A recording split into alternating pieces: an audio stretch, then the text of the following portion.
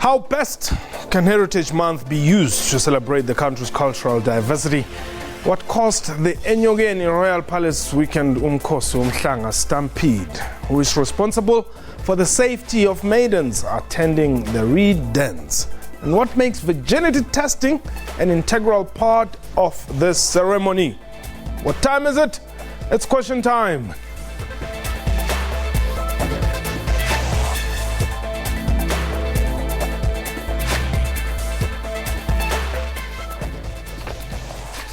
Hello and welcome to the show. My name is Umkhosi. About 30 maidens were injured during a stampede at the Umkhosi Womhlanga at the Enyokeni Royal Palace in Nongoma, KwaZulu-Natal. The commotion is alleged to have been caused by a demon attack on a group of maidens. Safety at the annual September reed dance has been under the spotlight following last week's Swazi truck accident that claimed the lives of several maidens. A reminder that this is a live program, and therefore you can call us and air your views. The number to dial is 089-110-4210, 002789-110-4210 if you're outside the borders. Our Twitter handle @questiontime24. My guest, Metogo Mkhwana is the chairperson of the CRL Commission, and Ms. Fiso Dube, Gender Links Alliance and Partnerships Manager. Let me welcome you to the show. Thank you. Perhaps I'm not even going to start with you because I know you're going to say this thing must continue. Or people have rights to get it to go on, to preserve Africa's this and that. I'm not even going to go there. Gender links, some radical views around this. Yeah, I'm glad that you said radical, Yeah. But we're not going the radical route, we're going the human rights route in terms of the cultural practices, whether they're harmful to the to society or to human beings. But I know that it's a cultural practice that has been happening for centuries. But we as Gender Links were saying this should conform to the human rights that South Africa and other nations have affirmed to the Human Rights Convention, as well as the Convention on the Elimination of harmful practices on women, the CEDAW Convention that South Africa is also ratified.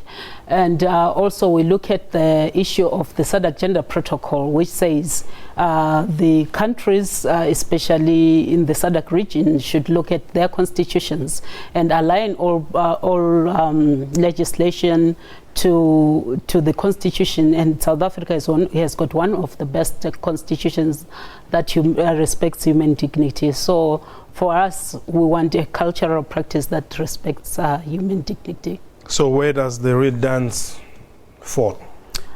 The reed dance is it's a cultural practice that many look towards to each and every year. But for us as Gender Links, we look at it as a cultural practice whereby it really undermines women's dignity, the right to their own bodies, because it's like women are being marketed for men's use out there. If you look at how the maidens are paraded before men, and also the issue on one man, and there are multitudes before one man. It's really undermining one's dignity, one's right to their own body. How so? Men love watching those pictures, by the way. Yeah, but what about what women want about their bodies? It's about what you want as a person. I know that some women actually love to be part of that dance, but we're saying that is a stumbling block in terms of ending patriarchy in the society, because we'll be forever boxed as parcels for men. Okay. At the Commission, what is your view? Our view is that this country has also ratified the AU Charter on the rights of the child, which is very clear around the issues of children having a right to their culture. We also have a constitution that protects cultural rights, religious rights. We also have a responsibility to our young people. And the whole issue of young people being paraded in front of men for their own use. These are young maidens who choose, deliberately so, informed choices that they want to be involved in this particular process. And there's nothing wrong with young women, young girls, maidens saying, I will determine when I am ready to indulge in the sexual act. And that is the most empowering situation I can ever think of. Because then it's them determining that I want to preserve myself until I find the right person who is worthy. So to say they're being boxed for men to ogle them, these are young maidens who go to Umkhosi because they're going to their king to say, here is Womhlanga, this writ, we're coming to present it to you. But does he really need the writ in 2015? It's part of the culture. You see, this thing of culture and us determining what is good for people out there because we know best, when people are ready to give up their culture, they'll do so. But in this particular instance, every year, the numbers grow. Yes. And every young person who feels that this is what I want to be involved in. I've been attending these things for quite a while. Are they not coerced in any way? No one can coerce you into not having sexual relations with anybody because that relationship is determined somewhere else. No one can coerce you into saying, I want to be part of this process to remain pure. We as the Civil Rights Commission have actually engaged these young maidens to say, do you know what you are getting yourself into? Yes, we know. Do you love this? We really, really love this. Okay.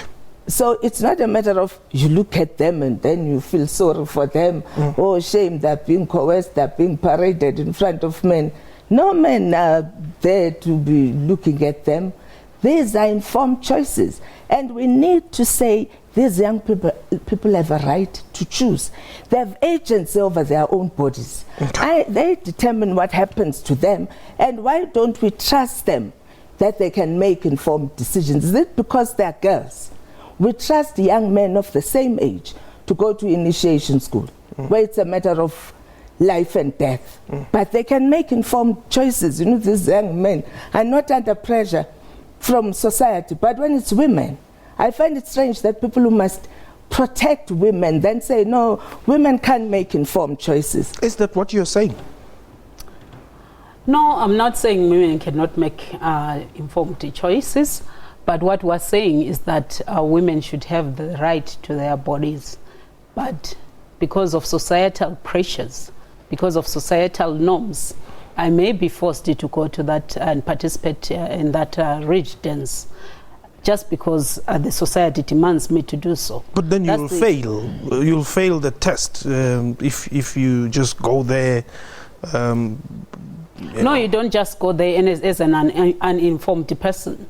You research, you find out the cultural values behind that particular cultural practice, and then you participate. Okay. But because of peer pressure, because of societal pressure, young girls are usually pressured to be part of such events. Now, are you saying to me that each and every person, each and every young girl, woman or young woman who goes to that dance has to undergo virginity testing? I'm totally against the virginity testing because why should girls be tested? Why not the boys? And also, what is the value of testing one sex and not the other sex? it doesn't hold water in this day and age of HIV and AIDS. Okay, hold the thought there. I want us to take a quick break, and we'll be taking your calls after the break. 089-1104-210. Tell us if you've been to the Red Dance, or if you haven't been, why you don't want to go, and what are your views about the Red Dance in general. And it doesn't matter who you are, whether you're white or black, whoever. We want to hear your opinion. This is Question Time.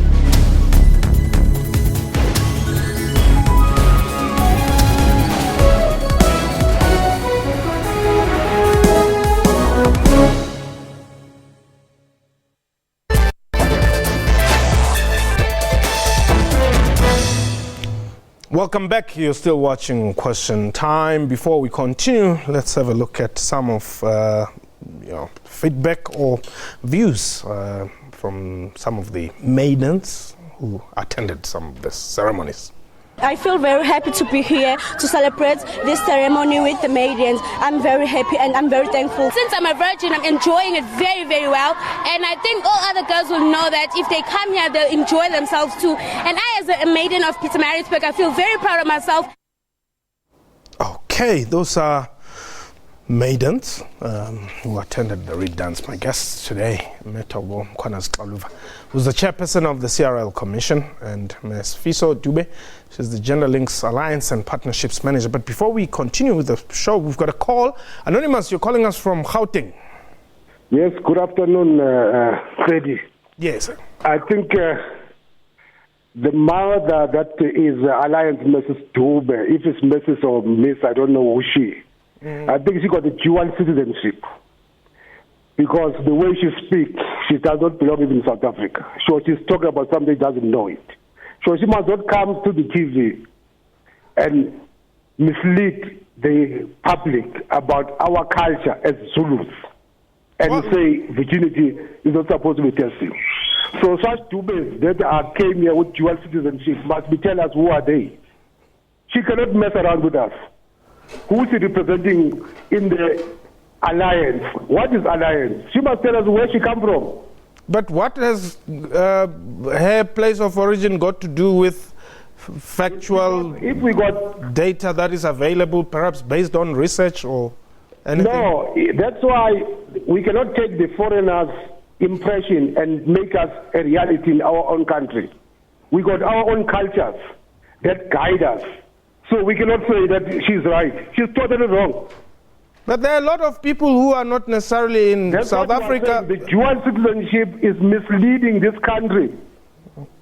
Okay, but what I wanted to say to you was that there are people who traveled from as far as Zambia to go and attend this. So whether you are a Dube in Zimbabwe or in Zambia, I guess if you subscribe, you subscribe. However, let us hear from you. I think my opinion is that we can't parcel this to just a specific country because virginity testing happens throughout Southern Africa, if not Africa as a continent. It does happen in Zimbabwe, it does happen in Swaziland, it does happen in many other countries. So it's about the values behind the practice, the cultural practice, and what we are portraying as a society, and what benefits are they to human dignity and women's dignity, as well as women's rights, as well as the young girls and boys' rights, as well as what are the benefits to those who are receiving or that entertainment, or who are watching that kind of cultural practice. Okay. Yeah. Vivian, you're in KZN. Welcome. Yes, sir. I'm phoning from KZN. I just want to know from that Dube, why she insult our king? Because now she calls him as a man, because he knows exactly that His Majesty must be respected. Now he go to the national TV and call our king as a man. That is not a good respect, actually. Okay. Yeah, I didn't hear that part, but you got the question. Yeah, he's saying I was referring to the king as a man, but I was saying generally, if a person is subjected to that, is usually a man who is receiving that kind of entertainment. Okay. Be it a king, be it a high member of society, it's still the same. It's a man. Okay. Let's talk about this virginity testing. Is there a position from the Commission on that?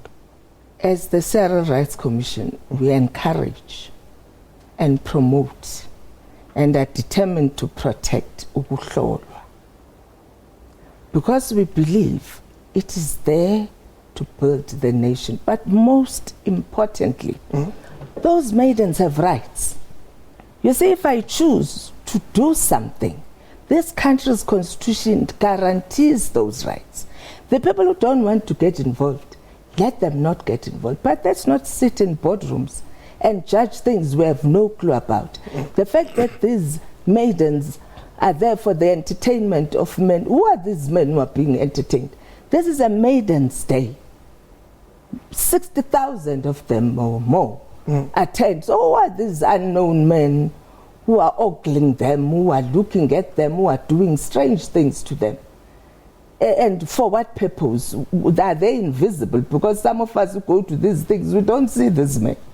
We see the reed dance being handed over to the king, Yamazulu, Silo. And there are no men ogling. It's just amabuto, senior citizens who are there as the king's regiment. So who are these funny looking people who are ogling these girls, except that it's people's imagination? This thing is a cultural right. We cannot take away the rights of people because we're uncomfortable with it. They have a right to practice their culture. The Constitution guarantees it. Are you not somehow violating somebody's rights? How do you violate someone's rights when they themselves choose to participate? Where is their right to choose which path to take? Okay. Why must we take people's rights away by saying, I'm uncomfortable with this thing, I didn't do it, my children are not doing it, and then let the whole world not do it? People's rights are being violated. Why insulting those young maidens, saying to them, you can't be thinking this thing through. All thousands of you are out of order. Okay. Selby, you are in Gauteng. Sir. Yes. My comment is that we have a problem in Africa at this point in time. Our cultures and traditions are being questioned back and forth. This culture that you guys are talking about there has been happening since the beginning of time for us as Zulu people. We almost will not do anything in Africa because everything is questioned. I don't know anything that is allowed to us as Africans to do anymore. I'm speaking here as a brother who has sisters, and also I'm speaking as a father who has daughters. This tradition, as I've said earlier, there is nothing wrong. We will continue to send our daughters there. checked, because it's a tradition that teaches them to be women. As equally as myself, I went for my rituals as a man, as a boy at that time. Today, I'm a father. Okay, Sabi, thank you. Thank you very much for the call. Thank you very much. Now, gender links, it seems you're becoming very unpopular with your views here. It's we're basing our views on the human rights. We're basing our views on protocols that have been signed by countries, including South Africa, in terms of what women's dignity. We're not saying culture is wrong. Yes. We're not saying we should adhere to Western customs or whatsoever, but we're saying everyone should be given a right to choose, a right over their bodies, and we should respect women's dignity. Okay. That's all we're saying. And you also understand that the bodies such as the CRL Commission coming from the point of view that says, indeed, people have exercised their rights to go and be checked. Yes, we understand their point of view. We understand that they are basing also their views and their mandate based on the protocols that have been signed at African Union level, even by South Africa. But also what we're looking at is what benefit and what does it portray as a human being in terms of following that kind of cultural practice. Okay. If we look at the SADC Gender Protocol, of which South Africa is a signatory, we looking at all harmful traditional practices and really repealing all those kind of harmful traditional practices and aligning our laws with what we've signed for at a regional level as well as at a continental level. Okay, let's talk about the safety at this dance. I think it's now this was the second one within a week or so apart, if we were to consider the Swaziland one as well. But in this case, there's a demon apparently that just appeared and people started running for life or for safety. I think it's a bit exaggerated. For those of us who were there, it's a bit of an exaggeration over what happened. Okay. And I wouldn't want to go into the details because I think the organizers should be the right people to talk to those issues. But you have tens of thousands of young people who are there, who keep growing every year. So, I wouldn't want to go into the demons and all sorts of other things. Okay. Isaiah, you are in Polokwane. How are you? I'm doing well. Yes, Mpho, I heard all those things of the traditions, the reed dance. Mm-hmm. And I'm very happy that Mrs. Mukwanazi is understanding them very well. Mm.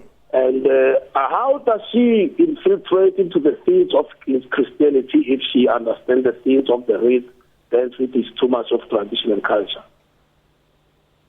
What is the question? The question is, how can she be able to mediate and understand or make a good judgment on the themes of the Christians if she understands or making too much of the themes of the cultures and so on? Okay, I think you are also bringing in the other matter that we were discussing the last time. Please, yeah, I'm very worried about it. She cannot be the master of none. Okay. Yeah, how do you fairly deal with issues that concern Christians, and yet you are also very much involved in issues that concern traditional matters? The two are very much linked. We say you become a Christian or whatever, a Hindu or whatever, because you choose to be. Mm. And you also practice your culture because you choose to do that. And you see, our stance is that those young people are making informed choices, and we've yet to see what is this thing called a harmful traditional practice. Mm. We haven't seen one. We've been begging people to show us a harmful traditional practice. What is harmful about young people making an informed choice about what they want to engage in? Calling it a harmful traditional practice, you've got to show me who has been harmed here. Mm. What is the level of harm?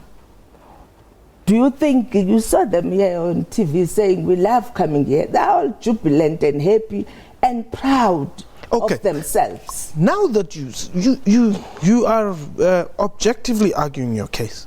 Now, let's for instance look at a subject like Ukutwala, for instance. What is the Commission's position on that? The Commission's position is very clear. For us, Ukutwala means two adults who are in love, who want to get married, whose lobola negotiations have collapsed, who, because parents want more cows and this one doesn't have, or they have their own problems between parents, so don't marry a child from those ones. They are witches and whatever. And these two people are in love, ready and willing to get married, of marriageable age. Okay. So anything else outside that, we say arrest them fast and furious. Okay. Well, thank you very much. We're going to end it on that note. Ms. Dube, thank you very much for the time. Thank you. That was question time for today. A big thank you to my guests and to you for watching the show. Let's continue the discussion. Follow me on Twitter at Umkhosi. From me and the crew, have yourself a wonderful time. Goodbye.